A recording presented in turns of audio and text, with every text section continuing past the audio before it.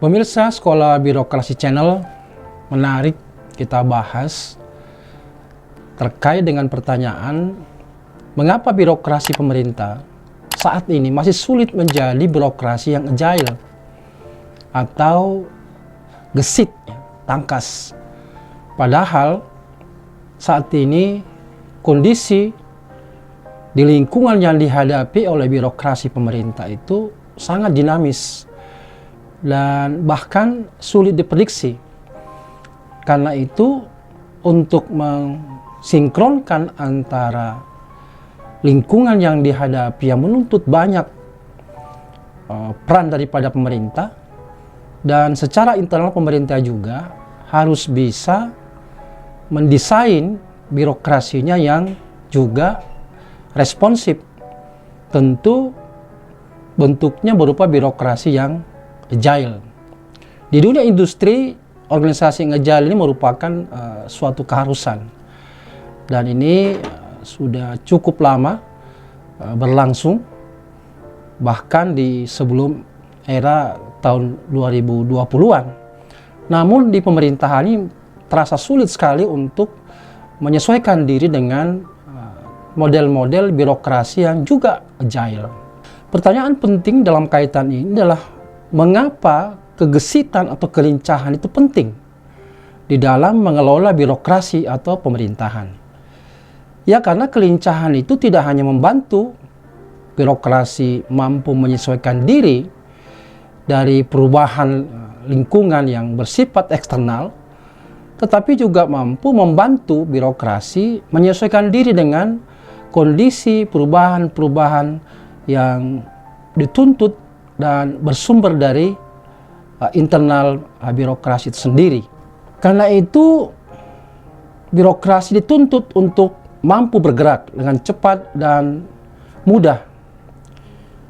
Jadi, sederhananya adalah bahwa birokrasi itu harus gesit, lincah, dan tangkas yang dicirikan oleh seperangkat prinsip yang ditanamkan dan dilakukan oleh birokrasi yang memungkinkan kemudian birokrasinya, termasuk di dalamnya adalah pimpinannya, tim yang ada, dan karena itu seluruh birokrasi harus mampu mengantisipasi dan menanggapi perubahan yang terjadi. Nah, apa manfaat birokrasi yang gesit? Beradaptasi dengan perubahan lingkungan. Tentu kita bisa merasakan bahwa perubahan yang cepat itu, baik di dalam persaingan antar negara dan pemerintahan, permintaan masyarakat yang semakin intens dilakukan, perubahan teknologi dan peraturan, itu telah membuat situasi ini terasa lebih penting untuk direspon daripada sebelum-sebelumnya, terutama bagi birokrasi untuk dapat merespon dan beradaptasi dengan cepat dengan perubahan yang terjadi. Dengan adanya gangguan tersebut, maka birokrasi itu perlu secepat mungkin mengkonfigurasikan ulang baik strategi, struktur, proses, orang-orangnya dan teknologinya menuju ke kemampuan menciptakan nilai yang diinginkan oleh publik yang sering kita kenal dengan penciptaan berbagai inovasi-inovasi dari birokrasi.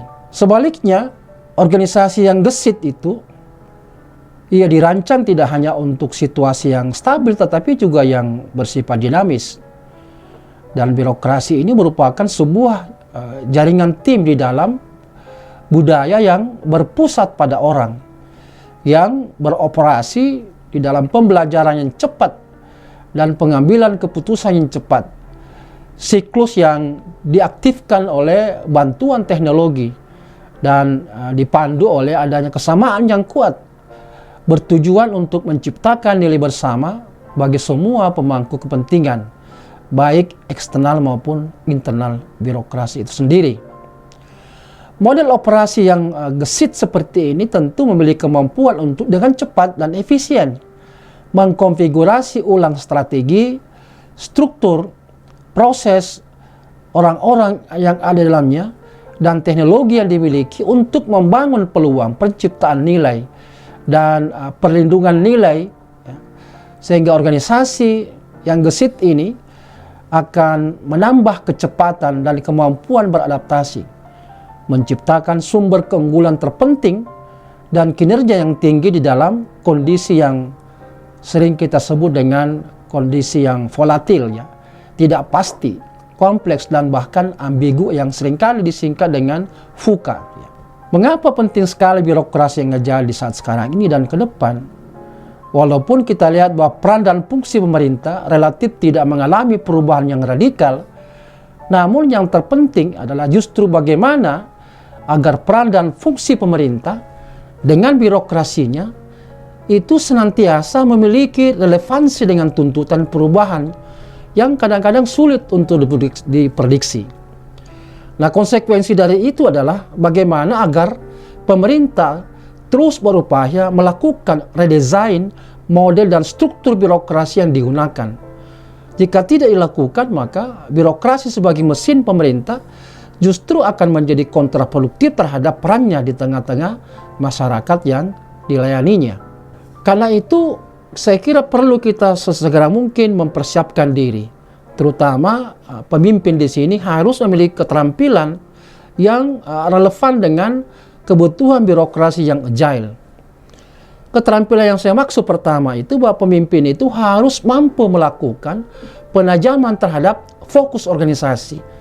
Jadi tidak boleh terlalu banyak ingin dicapai tapi tidak fokus pada upaya bagaimana tuntutan perubahan-perubahan itu yang harus segera mungkin direspon. Yang kedua, harus mampu mendobrak hambatan, karena ini salah satu penyakit birokrasi yang sulit untuk mengikuti perkembangan dan tuntutan model birokrasi yang agile itu karena senang dengan situasi yang ada, resistensi terhadap perubahan. Nah, ini merupakan momok bagi birokrasi yang ingin masuk, yang dikategorikan sebagai birokrasi yang agile. Yang ketiga, harus mampu mengoptimalkan kegagalan. Jadi kegagalan itu jangan dipandang sebagai finish daripada upaya, tapi harus menjadi cambuk untuk terus-menerus dari kegagalan itu dipelajari untuk kemudian selanjutnya bisa berbuah kepada kesuksesan di masa-masa yang akan datang. Keterampilan keempat bagi pimpinan itu mampu membangun optimisme. Nah, ini tadi yang ada kaitannya dengan melihat kegagalan itu sebagai sesuatu yang menurunkan motivasi dan semangat untuk berhasil. Keterampilan kelima adalah mampu meyakinkan orang. Ini pemimpin itu kan bisa menjadi role model, bisa menjadi titik sentral daripada seluruh aktivitas organisasi. Karena itu seorang pemimpin wajib memiliki keterampilan untuk mampu meyakinkan orang memasuki situasi baru, lingkungan yang baru, dan mendesain birokrasi yang relevan dengan kebutuhan yang diinginkan. Keterampilan keenam yang dimiliki oleh pemimpin adalah mampu mengharmonisasi sumber daya. Nah, ini salah satu kelemahan dari banyak pemimpin karena tidak mampu mensinergikan atau mengharmonisasikan ASN yang mereka miliki yang sedemikian banyak. Nah, ini sebuah tantangan tersendiri dan ini merupakan sebuah seni di dalam memimpin. Keterampilan terakhir adalah mampu merencanakan pemulihan. Jadi setiap perubahan itu akan disertai dengan konsekuensi yang mungkin saja kurang baik, tetapi disinilah peran pemimpin bagaimana bisa akibat yang mungkin tidak diinginkan itu bisa dipulihkan ke arah yang lebih positif dan mendukung upaya-upaya perubahan di dalam membangun sebuah birokrasi yang cerdas, tangkas, dan lugas. Nah, bagaimana supaya kita ini termasuk bawahan bisa lebih gesit di dalam bekerja? Nah, itu bisa terjadi ketika Anda selaku pimpinan atau staf tidak takut untuk mengubah arah. Nah, ini yang saya katakan tadi bahwa salah satu penyakit di dalam birokrasi, terutama orang-orangnya adalah senang dengan kestabilan dan resistensi terhadap perubahan. Dan birokrasi yang agile tentu memerlukan perubahan, terutama dalam kaitan dengan struktur, teknologi, orang-orangnya, prosesnya, dan strateginya harus dirubah. Karena itu harus berani untuk melakukan perubahan terhadap arah daripada cara mengendalikan dan memanfaatkan organisasi dalam mensukseskan target-target yang diinginkan. Aspek lain bahwa ya Anda itu harus menjadi seorang pendengar yang baik. Jadi tidak hanya bawahan yang wajib mendengarkan pimpinan, tapi pimpinan juga itu harus bisa menjadi pendengar yang baik bagi bawahannya. Karena dengan diskursus ya dan diskusi yang intens yang diarahkan pada satu tujuan tertentu itu akan memudahkan sebenarnya berbagai permasalahan itu bisa dipecahkan karena adanya kolaborasi di antara pimpinan dengan bawahan dan antara bawahan sendiri. Lebih gesit juga terjadi ketika kita memanfaatkan kemampuan kita untuk berkolaborasi. Jadi sekarang ini ada kecenderungan ke arah sana di mana pemerintah mengeluarkan sebuah kebijakan di mana ada yang kita kenal dengan pengalihan para pejabat struktural menjadi fungsional. Ini berarti basisnya pada keterampilan, kompetensi. Nah, tinggal bagaimana kemudian ini dikolaborasikan sehingga menjadi kekuatan yang bagus bagi organisasi agar lebih gesit, lebih lincah di dalam aktivitasnya ke depan. Gesit juga terjadi ketika Anda itu bisa lebih proaktif ya. Jadi bukan menunggu, tapi proaktif untuk menemukan solusi-solusi, mampu membaca sebenarnya apa keinginan daripada lingkungan dan masyarakatnya.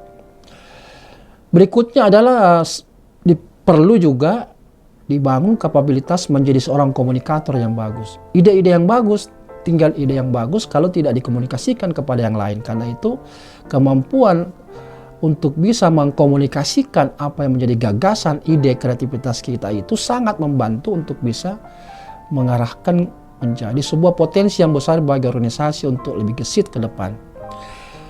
Yang lain saya kira gesit akan terjadi ketika ada disiplin, terutama berkaitan dengan disiplin untuk mencapai target yang sudah ditentukan bersama.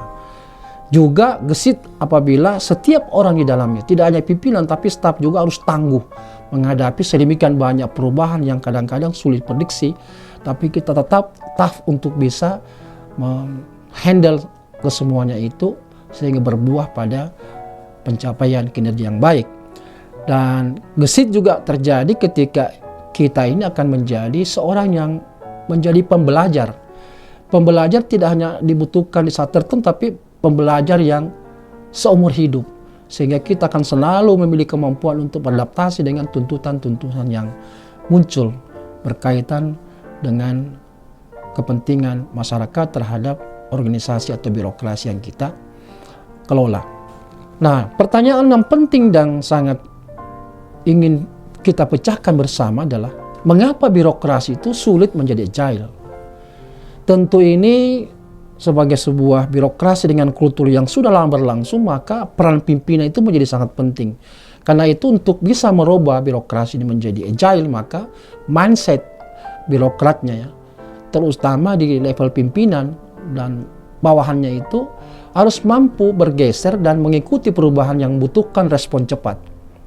Tentu ini berkaitan dengan pengetahuan dan pemahaman yang baik mengenai pentingnya birokrasi yang agile. Sulit karena kita melihat bahwa desain dan struktur birokrasi yang ada sekarang itu masih berbentuk mesin. Dan ini merupakan model birokrasi yang cocok di lingkungan yang dipandang masih belum banyak memerlukan respon yang cepat atau masih stabil. Aspek lain yang menyebabkan sulit, ini regulasi yang terlalu banyak mengikat birokrasi untuk sulit untuk lincah dan berinovasi. Ini yang disinggung di dalam Perpres 81 tahun 2010 dalam Grand Design Reformasi Birokrasi, bahwa birokrasi harus bergeser dari rule based to performance based. Nah, ini yang saya kira menjadi kendala tersendiri ketika ingin cepat tapi selalu berorientasi pada kacamata regulasi semata, sehingga akan sulit bergerak karena takut akan melanggar regulasi yang ada. Sehingga regulasi ini masih menjadi momok yang membatasi ruang gerak birokrasi untuk cepat merespon tuntutan perubahan. Faktor lain adalah tingkat literasi digital ASN yang belum optimal dan bersinergi. Nah, ini perlu mengupgrade ya kemampuan tidak hanya pimpinan tapi juga bawahan untuk bisa melek terhadap pemanfaatan digital di dalam operasionalisasi birokrasi. Karena itu salah satu birokrasi tematik yang diusung oleh Kementerian Pan-RB adalah digitalisasi sistem administrasi pemerintahan saat ini. Karena dipandang menjadi enabler atau katalisator yang baik di dalam meningkatkan kinerja organisasi.